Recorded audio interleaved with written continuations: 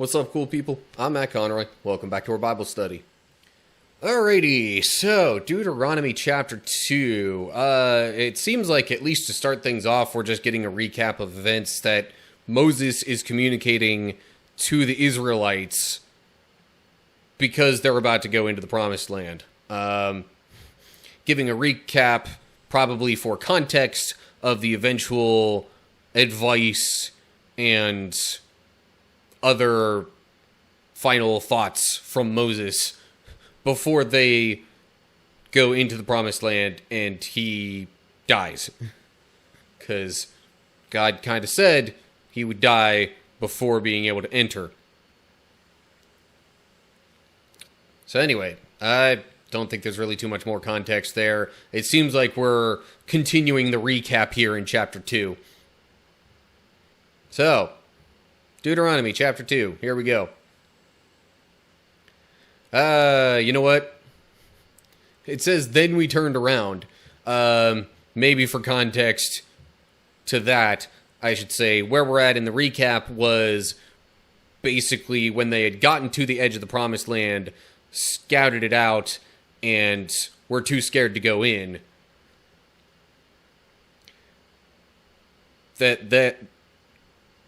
That's the then here for this verse. So, anyway. Then we turned around and headed back across the wilderness toward the Red Sea, just as the Lord had instructed me, and we wandered around the region of Mount Seir for a long time. Then at last the Lord said to me, "You have been wandering around in this hill country long enough. Turn to the north. Give these orders to the people. You will pass through the country belonging to your relatives the Edomites, the descendants of Esau who live in Seir.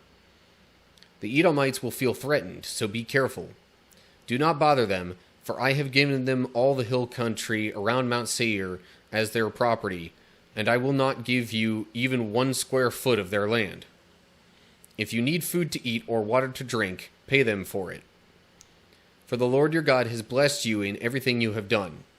He has watched your every step through this great wilderness. During these 40 years, the Lord your God has been with you, and you have lacked nothing." So,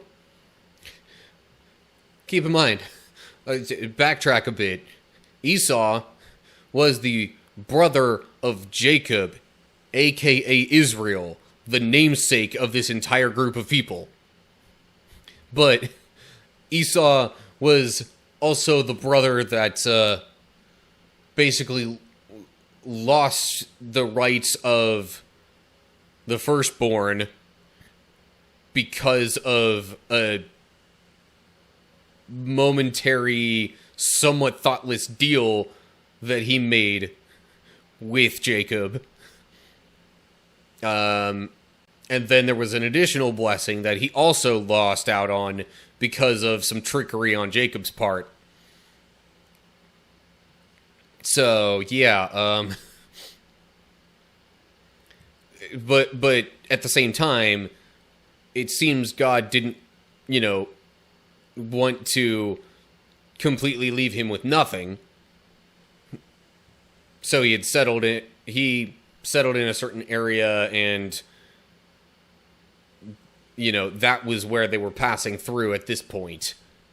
And probably, at least in part, because of the relation to Jacob and that sort of connection there, God doesn't want them to have any conflict. So, yeah. Plus, that's not where they were supposed to settle anyway. That wasn't the Promised Land. That was just where they were going through on their way back to the Promised Land again. Okay. So then, verse 8. So we bypassed the territory of our relatives, the descendants of Esau, who live in Seir. We avoided the road through the Arabah Valley that comes up from Elath and Ezion-Geber. Then, as we turned north along the desert route through Moab, the Lord warned us, "Do not bother the Moabites, the descendants of Lot, or start a war with them. I have given them Ar as their property, and I will not give you any of their land. See, okay, some of this seems kind of new, so even as we're getting a bit of a recap, there might be some new detail being added to certain portions of it. But again, do kind of ancestral connection established here, because don't bother the Moabites, the descendants of Lot.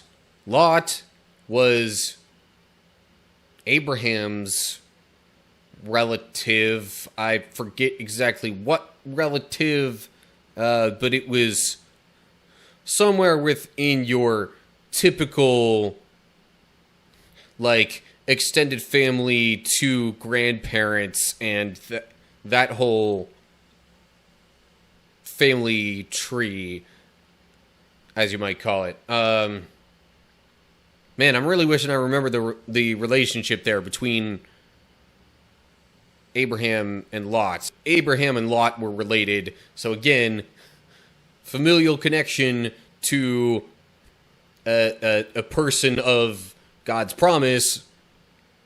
Let's not cause conflict here.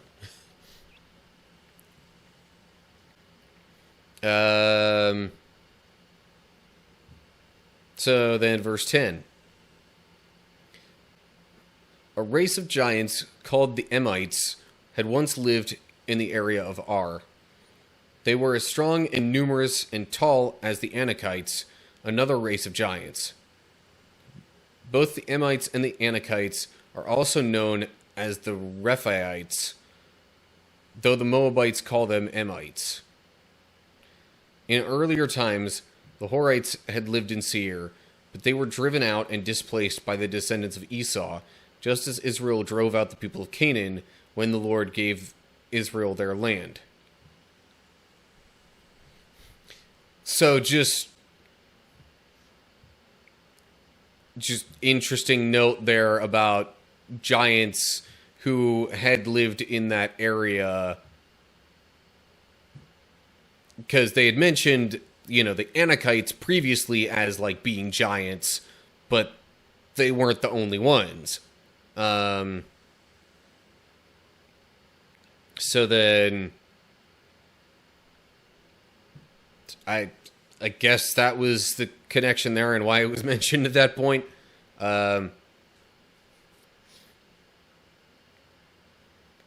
Makes you wonder a little bit what happened to all the giants. I mean, granted, it does say that, people were driven out and displaced by the descendants of Esau.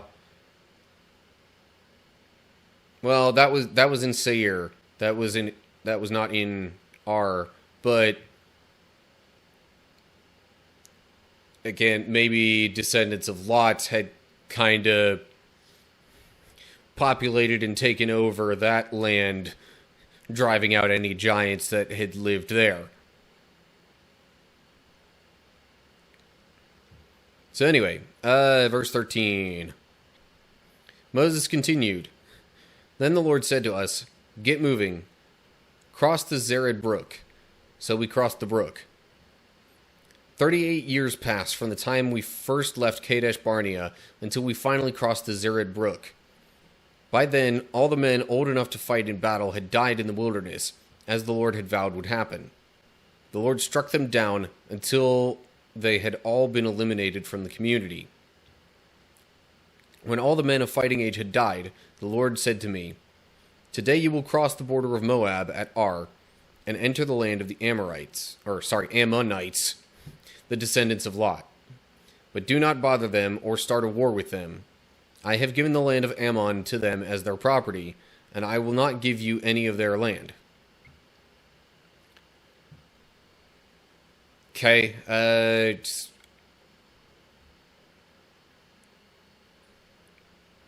don't know if there's really too much else to say there. It was only 38 years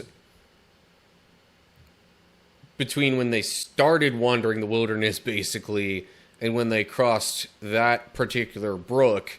but that still wasn't quite all the way back to the promised land again. So then there was still more things that happened in between to make it a full 40 years, as God had mentioned, before they would then go back and actually enter the promised land. Verse 20. More parentheticals. That area, meaning the land of Ammon, that area was once considered the land of the Rephaites, who had lived there, though the Ammonites call them Zamzumites.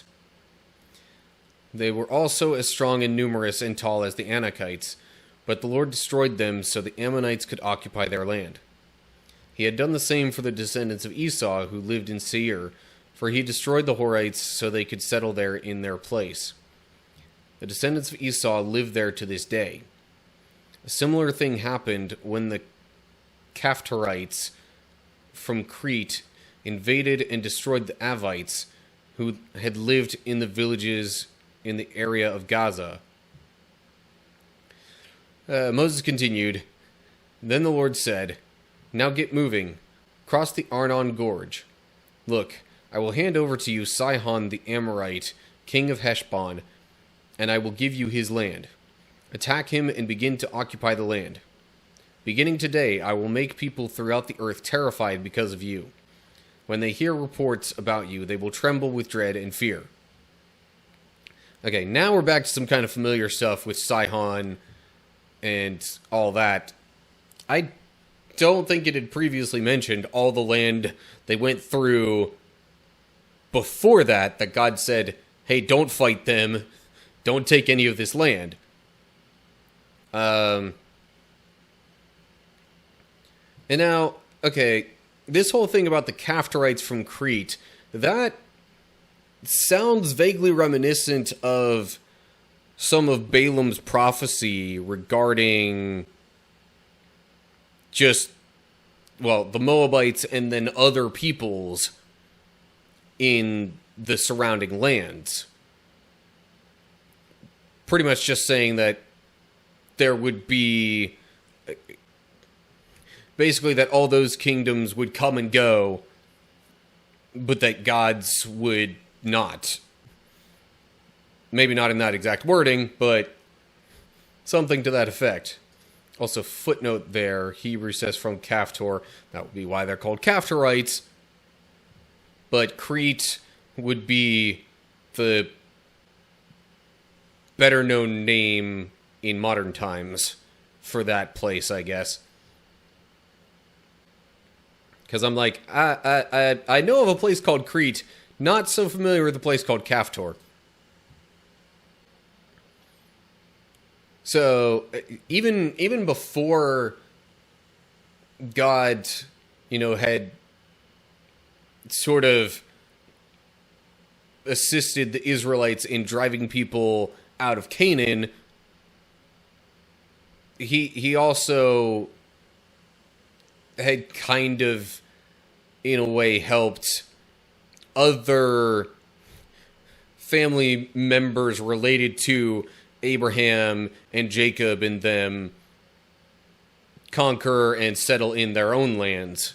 So I kind of wonder if there were, additional promises of a sort made between God and those other relatives of Abraham.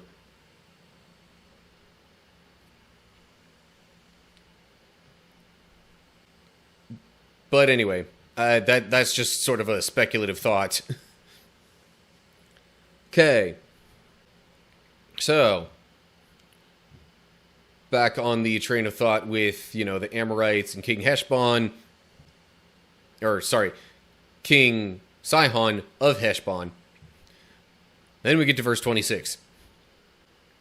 Moses continued, From the wilderness of Kedemoth, I sent ambassadors to King Sihon of Heshbon with this proposal of peace. Let us travel through your land. We will stay on the main road and won't turn off into the fields on either side. Sell us food to eat and water to drink, and we will pay for it. All we want is permission to pass through your land. The descendants of Esau who live in Seir allowed us to go through their country, and so did the Moabites who live in Ar. Let us pass through until we cross the Jordan into the land the Lord our God is giving us. Okay, pause in there real quick, because Moabites living in Ar, there were was it a different group of Moabites that they then later had problems with? Or is this the same group of Moabites that then, like, caused issues with God and his people? And then it was like, okay, maybe don't just let them be anymore. I don't know, but, so, even though it had already been stated to Moses by God that he would hand over King Sihon,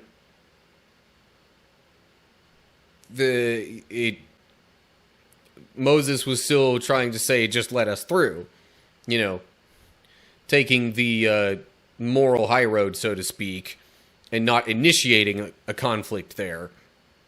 Which, also, again, back to my speculative thought with, you know, Esau and his descendants and Lot and his descendants, if there were similar situations where God was with them and, you know, wanted them to settle in an area and live peacefully, but then other people kind of initiated conflict, so God gave them the ability to drive those people out. Again, purely speculative, but just something to consider, because as evidenced by this, like, there are things that happen throughout the world during these times that it doesn't outright state when those things are happening, if at all. So, yeah. Anyway, okay. Moving on then to verse 30. But King Sihon of Heshbon refused to allow us to pass through, because the Lord your God made Sihon stubborn and defiant, so he could help you defeat him as he has now done. Then the Lord said to me, Look, I have begun to hand King Sihon and his land over to you. Begin now to conquer and occupy his land. Sounds a bit reminiscent of the hardening of Pharaoh's heart in Exodus, which has a whole lot of moral debatability, and honestly, some things like that are part of what causes certain folks to call into question whether Judaism or Christianity or other related religions are even really worth following, because it's like, well, okay, why would God essentially cause a thing to happen that then makes the person who does that worthy of punishment? Like, it's initiated by God. So why would he be upset with them doing that thing? But, I mean, at least in this case, it's kind of evidenced, or it's kind of stated previously that it was already part of God's plan.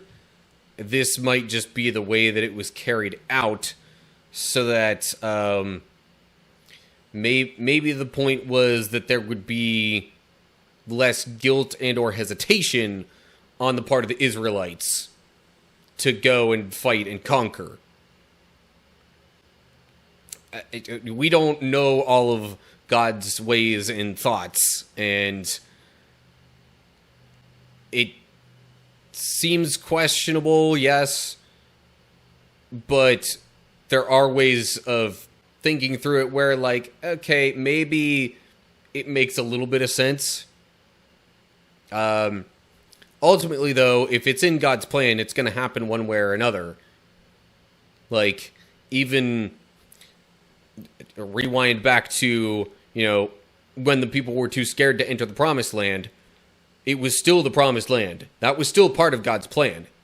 It was going to happen one way or another, even if, the people didn't really fall in line with the initial version of the plan, you might say. Anyway, okay. Verse 32. Then King Sihon declared war on us and mobilized his forces at Jahaz. But the Lord our God handed him over to us, and we crushed him, his sons, and all his people. We conquered all his towns and completely destroyed everyone, men, women, and children. Not a single person was spared. We took all the livestock as plunder for ourselves, along with anything of value from the towns we ransacked. The Lord our God also helped us conquer Aroer on the edge of the Arnon Gorge, and the town in the gorge, and the whole area as far as Gilead. No town had walls too strong for us.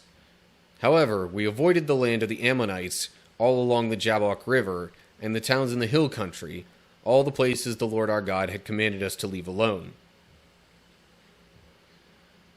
So, clearly, the areas that they did conquer were very near areas that God said, don't fight here. Otherwise, why would it mention this kind of stuff? It makes it sound like they're basically adjacent to each other. Footnote there at destroyed. Hebrew term used here refers to the complete consecration of things or people to the Lord, either by destroying them or by giving them as an offering. So,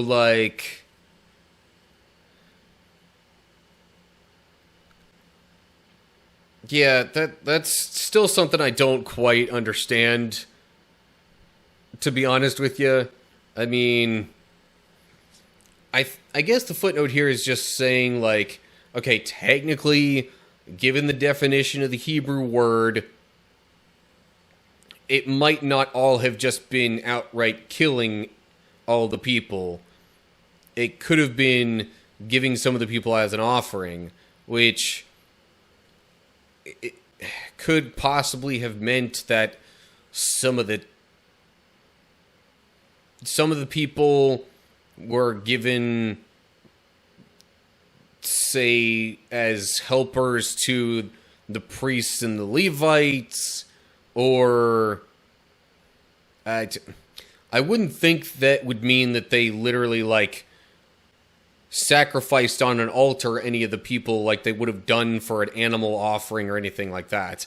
I think it was probably either destroy or, any of the people that they didn't outright kill, they may have, brought along as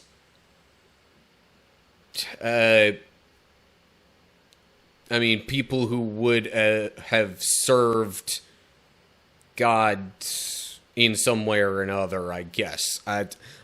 I'm still not quite sure what exactly it means there by giving them as an offering, but I'm thinking not offering as in, sacrificial, kill them on an altar offering. I could be wrong on that, but that seems a bit counterintuitive. Why wouldn't you have just killed them with the rest if you were going to do that? Especially given that it was previously stated, God does not like human sacrifice of that sort. But anyway, so yeah, they defeated King Sihon. They also conquered areas around Gilead, which, again, these are parts of where some of the tribes wound up settling on the east side of the Jordan River. So, anyway, I don't really have any other thoughts there, so I guess that is going to do it for Deuteronomy chapter 2. Okay, so I think we're just about done with the recap. It sure seems like it, because it wasn't that long ago in the timeline that, the people, that the Israelites conquered a few of these kingdoms, or whatever you want to call them, and took control of that land. So, hopefully the recap's done soon, and then I'm pretty sure we'll just be getting into more advice or instruction or whatever from Moses after that. But anyway, as always, like and share if you enjoyed the video. Subscribe to the channel, click the bell to get updates when I post new videos. Look down in the description to get info on other social media pages and all that good stuff. And leave comments down below there with any thoughts you have. So that's going to do it for now. Hope you're all doing well. Hopefully I'll see you for the next video. But until then, stay cool, people.